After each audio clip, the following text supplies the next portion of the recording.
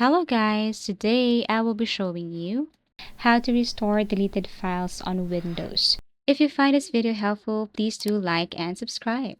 So let's start. So I will be showing you a few ways on how to restore deleted files on Windows. So if you accidentally deleted a file right here, all you have to do first is to go to Recycle Bin. Tap this one.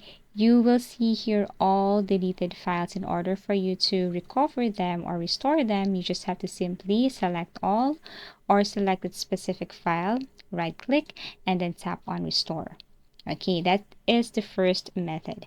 Now the second method here, if you have added a backup file on your PC, then go to backup settings, tap open, and if you have added a backup files to your OneDrive, then all you have to do is to just open this, so you might see all your deleted files in there.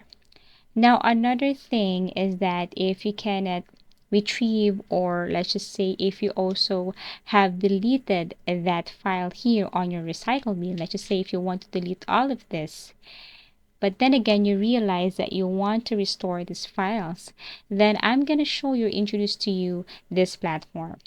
So first platform is this what we call Raykuva. So all you have to do is to download this one, and basically it will help you restore some of your deleted files, even the files that you have deleted from your recycle bin. So there is this Ease Us Recovery Wizard, and all you have to do here, if you have accidentally deleted some files on your recycle bin or desktop or a specific folder, all you have to do is tap that one, for example recycle bin, and then tap on search for lost data, and it's now searching for lost data, and as you can see, it's now scanning some of your deleted files.